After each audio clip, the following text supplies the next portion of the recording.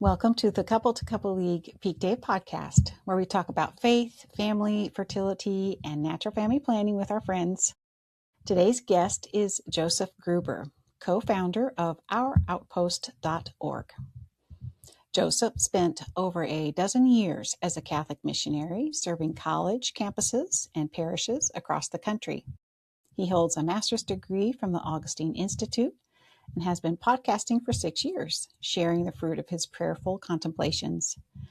Alongside his wife, Crystal, Joseph founded Our Outpost to help awaken an authentic Catholic culture, starting with marriage and family life. Joseph and Crystal met while serving together as missionaries with focus, and that shared life on mission became some of the best marriage preparation they could have imagined. Today, they're raising 7 children and offering formation through online courses, podcasts, retreats, workshops, and in-person community, helping couples and families live their faith with intention and joy. I'm excited to dive into this conversation today. Thank you for joining me, Joseph. Well, thank you for having me, Martha. Wonderful. So let's talk about the your 10 years of mission that you did as a Catholic missionary. What drew you to missionary life? And did that shape your faith, or just tell us a little bit about that? Well, yeah.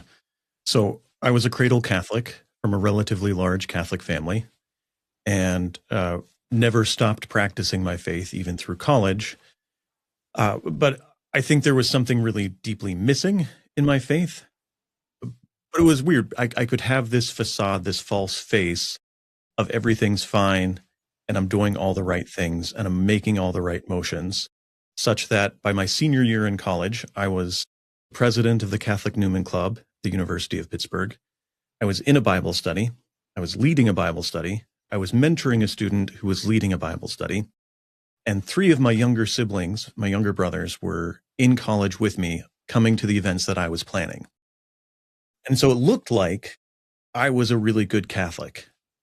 And I was getting away with just going through the motions until a focus missionary who was on the campus took a walk with me and asked me a question that I didn't have a good answer for. He asked if I was joyful. And I tried to dodge the question, and he repeated it. And I was like, well, I don't have any reason not to be joyful. And he's like, that's not the question. And I said, honestly, I don't think I know what joy is. I've seen it in other people, but I don't think that's something that I've experienced. And his first response was, that's kind of a problem because you're in leadership in a Catholic community and the Catholic life is supposed to be joyful. And Martha, literally, I had never heard that the Catholic life is supposed to be joyful. Okay. That was not something that was communicated to me in a way that I had received. Probably people have mentioned it. Probably people had tried to live it in front of me, but it never clicked that that was the case. So I was like, okay, well, then what do I do? And he said, well, do you pray? And I said, well, I go into the Eucharistic Adoration Chapel pretty regularly and I read books. Does that count? He said, no, you actually have to talk to God. And I was like, well, what should I talk to him about? And he said, well, just start with the fact that you're not joyful. Keep on asking him, why are you not joyful?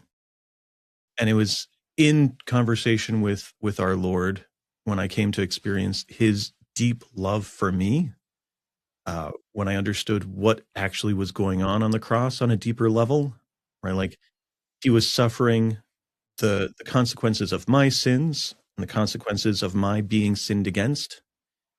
And even though that was horrible, even though that was painful, even though that was utterly alienating for him to suffer, he did it out of love of me. And that had never really clicked before. And so after that, I continued to go through those motions, but suddenly I was actually present in them and I cared a lot more. And I was just a lot more alive. I was like, this is a whole lot better. I was at the time I was studying English literature and philosophy. And so I was reading about philosophers who didn't actually live lives that I wanted to emulate and reading novels that nobody else reads and writing papers that maybe, just maybe, my professor might read, but nobody else would ever read. I was like, that's not actually all that meaningful. But what I was doing with the men in helping to form them and be formed alongside them, that felt meaningful. That felt purposeful. That felt important. I was like, well, maybe I could make it a thing where that was what I did all of the time. And so I interviewed for the Fellowship of Catholic University Students, Focus. And then for some reason, they decided to hire me. And that began a 13-ish year voyage. I served as a missionary at MIT, the Massachusetts Institute of Technology, at Carnegie Mellon University in Pittsburgh, and then over at Western Washington University in the state of Washington. And then I spent 5 years as a parish missionary in Jackson, Michigan, which changed my life in so many different ways. Not only did I meet my wife that way, I was prepared for marriage by that. I was learning what it was to be a husband and a father in that context. Yeah, I could go on and on about the experiences of being a Yeah, Catholic I've got missionary. a lot of questions are coming up for me too. Crystal on one of your teams? She was. Yeah, my Okay. second year on staff was her first year. We were Okay. both missionaries at MIT. So how did being on mission together influence your relationship and your eventual marriage? Yeah, so our year together as teammates, so MIT is a funny campus. It's 6,000 grad students, 4,000 undergrad. So it's like top heavy, very graduate research oriented. Right. And Focus primarily relates to the undergrads. But there were so many grad students, we tried to do something with them. So like weekly, Crystal and I were doing formation for the grad students who were interested. And so we were reading like Joseph Pieper's Leisure, the Basis of Culture with them, which was mind-bending for them because they didn't know what leisure was and they didn't know how to live it out. And I wasn't 100% sure either. Like 16 years later, I feel like I have a better handle on it. But yeah, and doing that with Crystal, coming up with a plan of like, what is it we're trying to communicate to these men and women? You know, they're not undergrads. They've been through the undergrad experience. They're not in the working world exactly, but they're not exactly the same as college students. And like, what is the Catholic life actually supposed to look like? What are the features of it? We emphasized a lot about hospitality and making invitations.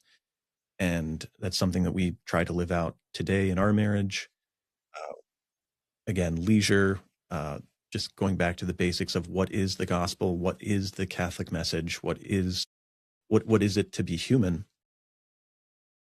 So being able to do that with her was really exciting because I found somebody who was eager to learn these things and to live these things and to communicate these things. I was like, yes, this person, this is the kind of person I want to build a life with.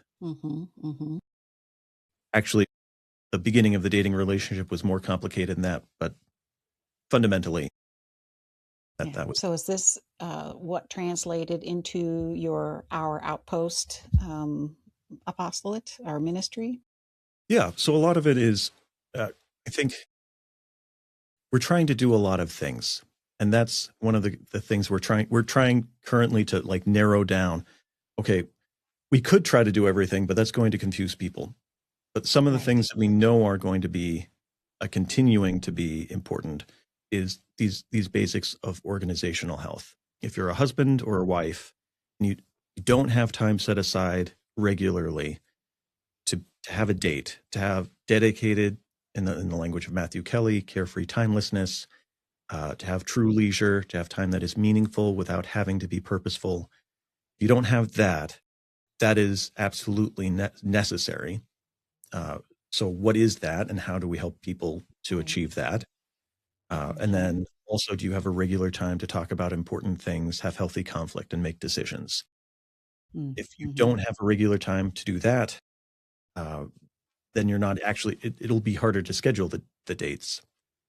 So those two things we teach, we give instruction, we give encouragement, but we also do other kinds of workshops on basics of communication, on prayer, on making the link between all of the things we learn about our faith and how they relate to our marriage, right? Like if if it is the case that marriage is a sacrament, if it is the case that it is a prophetic witness to the world of God's love for man, Mm-hmm. then that means that everything about our relationship with God has a natural analogy in marriage. So, like how we speak to God in prayer, there are natural analogs to how we speak to our spouse. If there are these practices that we find really valuable in our faith life, like waking up and making a morning offering, or going to bed and having an examination of conscience, maybe, just maybe, there's a natural analog about checking in with our wife or our husband first thing in the morning, and Yeah. checking in with our wife or our husband right Right. at night, right? Like Right. maybe, just maybe, there are real analogs here that are helpful for facilitating a deeper relationship with our spouse. Right. Yeah. And then Yeah. we also, because we spend so much time on the college campus, Mm. we also offer some amount of formation for Catholic singles on how to date better, Yeah. because Well, this is that's a huge, huge problem in the world. And this is one of those things where, because there isn't that much on offer, we feel it's sort of, we're obliged to offer. right. For So, sure.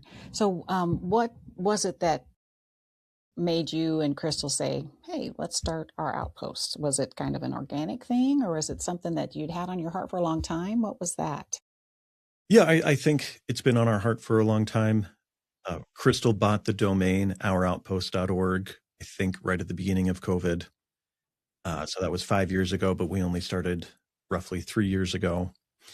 Uh, yeah, looking around and seeing like the kind of formation that we really were wanting as a married couple, we weren't finding necessarily. Like amazing, amazing resources out there now compared to even a few years ago. Yeah. Amazing ministries and apostolates are out there. Yes. But having formation that is particularly targeted to help us be more apostolic, we weren't finding as much on that. So we're like, we can fill that gap. We can address that. Finding something more for husbands to help them to love their wives, and together with their wives to love the rest of the world. We could actually create that. Talking about the retreats that you offer, a couple of them are titled "Love Your Marriage" and "Marriage as Apostolic." What do couples tend to discover or maybe rediscover through these retreat experiences? Yeah. So for Love Your Marriage, that's uh, the more we usually do like 1 day retreats. It's hard for people to commit to weekends, Yeah, yeah. and so that's what we offer. Hmm. But with Love Your Marriage, it's focused a lot on this idea of happiness. Like if we can understand what makes for a good life, then we can understand how we're supposed to treat ourselves and our spouse, and how the two of us are supposed to treat other people. And so we're drawing from like Aristotle's Nicomachean Ethics. I mean, we'll tell people we're doing that, but it's not that complicated. It really isn't. It's actually fairly straightforward, and we have stick figures, and it's super easy to understand, and it's not at all intimidating. I promise it's not. It's just happiness. But like talking about the different kinds of happiness and getting happiness right, not only for us, but for our spouse. So that if we want to say happy wife, happy life, or happy spouse, happy house, we actually mean what we say and say what we mean. Yeah. And then in the afternoon, we talk about um, like how to help people to understand what makes their marriage unique. Right? Like there are certain things, if you're Catholic and married, there are certain things that are the same skeleton regardless. Right? Like it is an unbreakable bond, right? That's the covenantal aspect of it. It's ordered to the procreation and education of children, and it finds its meaning in spousal love, in the conjugal fidelity, right? Like these three goods, fides, proles, sacramentum, um, are present in every marriage. But in each marriage, we also find the particulars of the husband and wife being brought together form something new, and something worth celebrating, something worth to leaning into. Like you look at a religious order, and every religious order is intensely formed by the founder or the foundress, right? If the founder said, what we are going to focus on is Yeah. ora et labora, right? We Right. are Benedictine. Okay. Every Benedictine monastery from here on till forever is going to be influenced by the charism of that founder. Right. Same Right. thing with the Franciscans, the Jesuits, the Dominicans. Right. They all have their own flavor. They all have their own flavor. They all have their own way of doing things. They all have their own mission. Right. And And that translates into marriages too. yeah, because when you marry, you are founding something new. You become a Right. founder and a foundress. Uh-huh. And to give them time to say, okay, what is it we actually founded? What is it that is actually good about our marriage as our marriage? Those conversations and that communication, I mean, we're specifically focused on, teaching and learning natural family planning. And, it comes up over and over and over again how the communication between, the two spouses um, really blossoms and increases if it was already there. And if it wasn't there, it begins, that ability to communicate. Your programs just kind of is taking that and, kind of exploding it into all of the areas of the marriage. Yeah. And this is one of the things. If they have a serious reason to avoid for a particular time, then they have a serious thing that they need to be addressing. Exactly. Right? We Like, it's talk. not something like, oh, now that we have a serious reason to avoid, we get out of having conversations. It's like, no, we have something to actually address. If it's a health issue or a mental issue or a physical issue or a financial issue, Yeah. that's something that can be addressed. Maybe not successfully, right? Like there are some situations that we don't successfully uh, um, address, but we try. Mm-hmm. Mm-hmm. Um, Yeah. and like fundamentally, to have a vision of life where we understand that life is worth living and sharing and multiplying Yeah. Yeah. are like the basics of the natural law, that life is worth living, life is worth sharing, and life is worth multiplying. And if we don't have that, then we we're missing like some of the most joyful parts of marriage.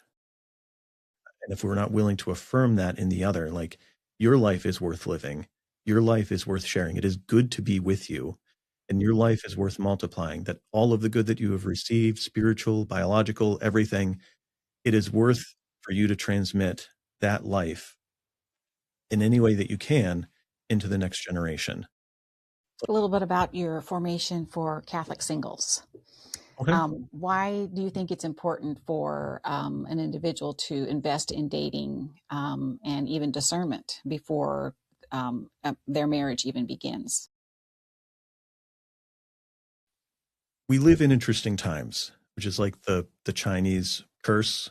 May you live in interesting times. Like you don't want to live in interesting times. And we live in interesting times. Yeah. We live in a time when the whole idea of what uh, the relationship between the sexes ought to look like. This was a question I used to ask college students. So back when I started in 2009, I would ask men, where did you learn how to date? And their answer, by and large, was the television show Boy Meets World. They Oh. learned by watching Sean and Corey and Eric date. Mm. That's how they learned what dating was. I was like, Yeah. okay, well, that's something, but Mm-hmm. maybe not the best. And a few years went by, and I asked men, because I got older, but college freshmen didn't, Yeah. because that's what happens. They always cycle through. Right. I asked them where they learned how to date, Yeah. and they didn't have an answer.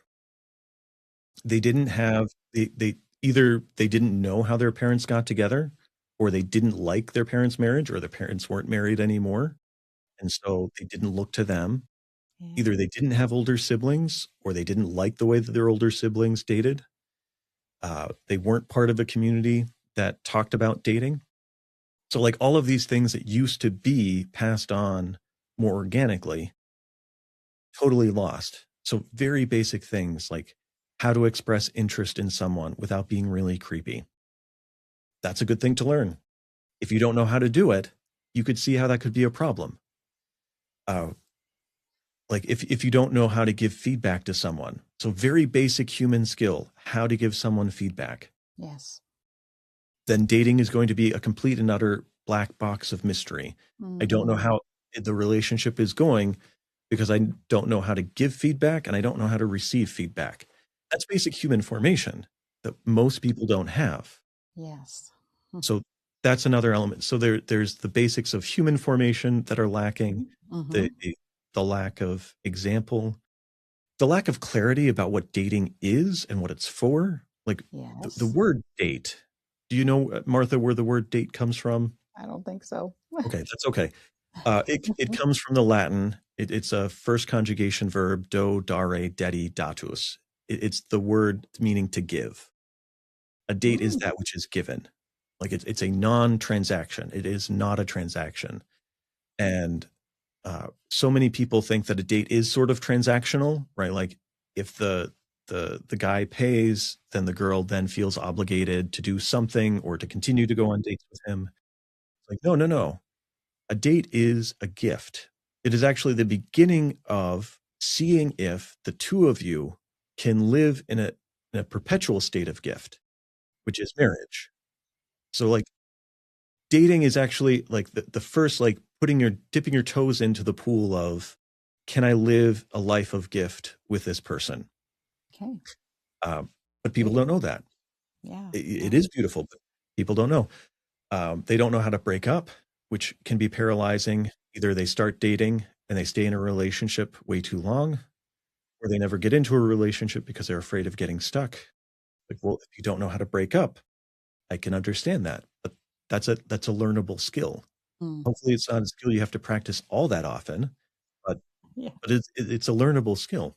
So there are all of these things that people used to know because they took it in as part of the fabric of society that aren't being presented to them anymore. Yeah. Right. And so we try to cover basics in spiritual formation. Again, like if we don't have a relationship with God, we need one. Mm-hmm. Uh, we teach them what it is to be human, like what happiness is, what virtue is, how you grow into become a virtuous person. Then we talk to them about what friendship is. So many people, they don't have any real friends. So Aristotle talks about these three levels of friendship, the Right. friendships of use, friendships of pleasure, and friendships of virtue. And so many people, they don't have friendships of virtue, they don't have friendships of use, they don't have friendships of pleasure. So many people have replaced friendship with scrolling on their phones Yes. Yeah. because it's like you will always find something entertaining on your Easier. phone. Right. If you extrapolate that, not having same-sex friends, and you do get married, what does that look like in a marriage when that is lacking? It's still necessary. It is still necessary to have same-sex friends. Mm-hmm. Uh, your spouse is going to occupy probably the lion's share of your free time, Mm-hmm. but we still need good same-sex friends. We need men who can help us become better men. We need women who can help the women become better women. Mm-hmm. This is a real thing. We suffer from isolation. We suffer from loneliness. And if we ask our spouse to be everything for us, right? If we don't have a relationship with God and we're not praying and we don't have good same-sex friends and we do have a spouse and we're saying to them, I want you to replace everyone else in the typical human picture, and it can't be done. It cannot be done. My wife is wonderful. She's delightful. She is so incredibly amazing. She can't actually replace God, and she can't actually be a man Yeah. to challenge me to be the better man. She can't do that. She can encourage me, right? Like she can kick me out of bed so I go and pray. And she can say, really and truly, go out with your friends, Yeah. go to breakfast, go to coffee, go get a drink, go play cards, whatever it is, spend Mm-hmm. time with other men. She can do that, but she can't be a man. And so yeah, again, it's a difficult thing in this world. We don't have examples of it. We don't have people talking about it near enough. Right. Right. And then to find people around us that we can actually spend time with. Yeah. Like in Yeah. my spare time, I help to run men's ministry through the Knights of Columbus here in my town. Mm-hmm. There's like gathering men regularly so that they can see each other and seeing friendships actually blossom because of that. You have a husband formation series as well, Joseph. And you talk a little bit about dating your spouse. Why Yeah. is that crucial for married men today?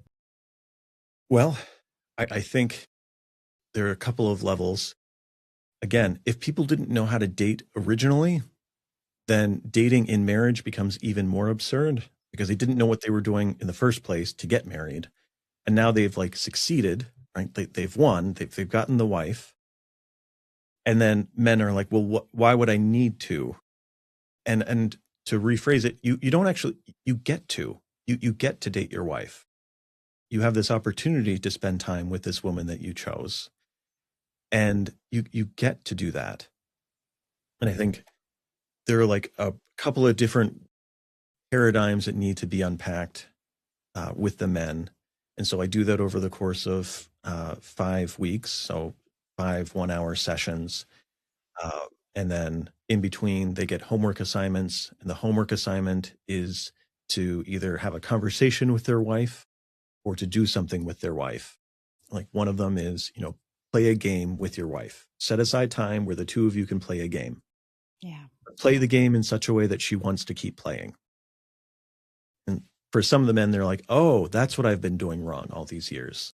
I'm like, yes, I also did that wrong. Like we want to play in a way that's actually really playful and inviting and invites multiple iterations of the game. But yeah, so wives, we get feedback from the wives for this, that they really enjoy it because their husband is being very intentional with them for those 5 weeks and hopefully Yes. intentional from here on out. That But continues. like, Hmm.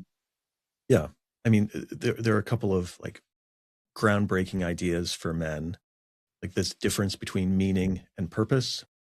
Like things that are meaningful have value in and of themselves, and things that are purposeful, they have value insofar as they get me somewhere else. So like most of us, we work, and there might be some meaning in our work, but part of it is so that we have a paycheck, right? Like it is useful to us for this other thing that we want, which is money, which is useful for us to have these other things. But some things are meaningful in and of themselves. So like play is meaningful in and of itself. When I play catch with my son, or my sons, because usually several of them jump in on it, Sure. um, the ball goes back to the same place it came from. No real work was done, right? Like it wasn't purposeful, right? Like there's no like at the end of it, the house is cleaner, or at the end of it, uh, I don't know, whatever. But it's meaningful. And that's where it derives its value. Uh, Prayer is meaningful without being purposeful. The liturgy, mass, is meaningful without being purposeful. And giving men permission to be meaningful without having to be purposeful. Like I think that's healing for a lot of men. I think that's needed to say like you can actually. This is why all of these other things exist, is so that you can have a beautiful marriage. Like Yeah. So, Joseph, for couples who may just kind of feel overwhelmed by whatever is going on in their lives right now, kind of sometimes it's even chaotic, where would you encourage them to just begin? yeah. So I think if the couple has never sat down to just look at some of these important things, like what is really important, like um, we have a relationship with God, we have a relationship with each other, we have a relationship with our family, with ourselves, and our time and our money. Like those things, those 6 things are important. If they've never sat down and said, where are we at, honestly, in these 6 things? Do we feel happy with the way we're spending our time? Do we feel like we're united in how we're spending our money? Do we feel like our marriage is where we want it to be? And to say, like, it's not a bad thing to say that we're in a bad place. To say it's actually okay to say, danger, danger, alarms blaring. This is not Right. okay right now. Yeah, yeah, It is okay to do exactly. that Right. if you're also willing to say, okay, and then next week, what will we do differently so this might be better? It might not be better. Like we can try things that don't work, but like what's a thing that we can do next week that might possibly make a difference? And so, like, from week to week, to say, okay, we met this week. Everything was a hot, flaming pile of whatever. Okay, Yeah. where can we put out a fire? What's a concrete thing that we can do? Right. Right. So I think if a couple is like everything's a mess, to check in on those things and to say, okay, and then when are we going to spend time just the two of us when we're not looking at the flaming pile of whatever out in front of us? We're going to actually just turn to each other and just be with each other. Like when are we going to take that time? Yeah. You know, we emphasize the apostolic nature of marriage in our marriage ministry because it doesn't get talked about a lot. And that's like shoulder to shoulder looking out into the world. But you can't actually do that unless you've spent time face to face. Like we can't actually be apostolic if we haven't spent time face to face with our Lord. Huh. And we can't be apostolic together unless we've spent time face to face with each other as husband and wife. So like those two things I think are really, really important. Right. And I think it can be scary to do it. Like I think it can be really scary to say we're not in a good place, but it's okay. Yeah. Yeah. I think marriage enrichment is kind of a missing piece, in the realm of parish life, so to speak. Like, you've got the young kids, they're being taken care of, with their religious education. And then you've got, the youth programs. And then you've got marriage prep. But I think marriage enrichment is maybe a piece that could definitely use some beefing up, so to speak. So, yeah. I mean, marriage, it's the husband and wife create their own world when they get married. And it's a world where if they are blessed to have children, it's the world that their children grow up in. Right. Is an entire world. When that world is going well, it's a little slice of paradise. When it is not, it is a slice of the other place. Yeah. And it matters. Right? The most significant things in chapter 1 of Luke's gospel happened in the home. The revelation from Gabriel to Zechariah was in the Holy of Holies in the temple on the Temple Mount in Jerusalem. You're like, that's the most important thing. No, it's not actually the most important thing. The most important thing was what he did afterward, because he went home and he conceived a child with Elizabeth. Like, John the Baptist would not have existed had he not gone home to be with his wife. And Mary, the message of Gabriel was to her in her home in Nazareth, right? Like, the home is the turning point for everything. It is the source of the political order, the economic order, the social order, culture. Culture comes from the home. We're used to importing culture, consuming culture. But what are we usually consuming? If we're watching a sitcom, it's almost always a living room and a dining room and a kitchen, right? Like we're seeing play out these cultural moments. Yeah. And it's forced us to forget that real culture happens when we're willing to enter into the messiness of our life. Like we enjoy the messiness of other people's lives on a television show. For entertainment, right? But it makes us forget that the most thrilling thing is to live out and face the messiness in our own home. Right. And that is the stuff of our life. So, yeah, I mean, it's incredibly important. It's hugely undervalued, marriage enrichment. Yeah. Marriage prep, praise God. A lot of people have been pouring a lot into marriage prep. But I think we also forget, like, it's from healthy marriages that healthy marriages come from. Like that's where their source is. Yeah. Like the more I love my wife and my wife loves me, the better example my children have of what a good marriage is. And that is marriage prep as well.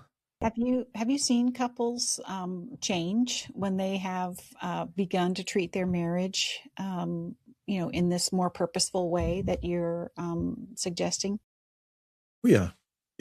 I mean, on a very basic level, we've seen couples be more open to life, more desirous of having another child, right? Like people will ask my wife, how many children do you want? And her answer has always been one child at a time. one baby at a time. Just, Good and answer. then, yeah. Although she has this weird presentiment that we're going to end up with twins at the end. I'm like, I no control over that. Yeah, But little joke on whatever. you. Yeah. So like being more open to life, I think Yeah, that's usually a sign. beautiful. Yeah. I think this has to be our last question, Joseph. What gives you hope when you look at marriages and families in the church today? Fundamentally, God gives me hope. That's an easy answer. Like that's what he does. He gives hope. He Yes. elevated marriage to be a sacrament. He cares about your marriage. He cares about you being who you were meant to be, and your spouse being who he or she is meant to be. But like you said, there's been an outpouring for resources for the youth, for marriage prep. There's been a huge emphasis on evangelization and on the new evangelization in the last few decades. And I think marriage is the next thing. I think this is where parishes are starting to open their eyes. Churches are starting to open their eyes. Like we don't actually offer anything right now. We don't offer retreats. We don't offer workshops. We don't offer regular anything. Like we Yeah. treat them as individuals rather than as couples. And we're Right. treating the men as men and not also as potentially husbands and women Mm-hmm. as Yeah. wives. Yeah. Like, I think there's some amount of catching up that's happening. I think we're feeling it right now. I think I we, hope so. yeah, Yeah. I think your podcast, I mean, the whole world of, the world of fertility is incredibly important. Like it is a Mm. great blessing that we get to participate in the bringing forth of new life. And the more Mm. that people see it as a blessing, the more that we're going Yes. to honor it. Yeah, and I think there's also like we live in an over sexualized world that Mm. has reduced everything and abstracted things, like things that ought to go together. Right, love and babies should be united to this Yes. whole world of Yeah. sex.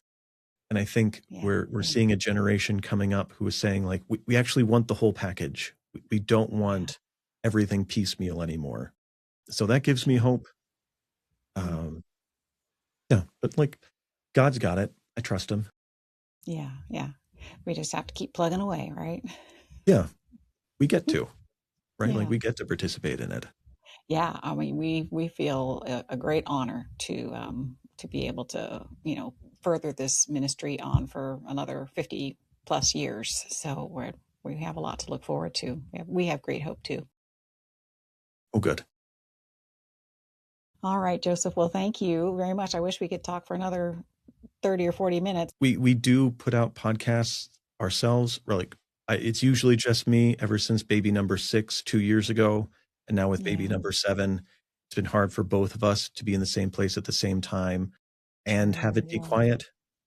And so Yeah. recording it's harder to do. Yeah. But we do a podcast for married couples on Mondays, and then a podcast for just any Catholic on Wednesdays. So if people want to check Okay. those out, they can check out everything that we're doing at ouroutpost.org.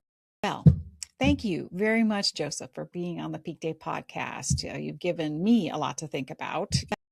Thank you so much, Martha, for this opportunity. Yeah, I appreciate it so much. Thank you.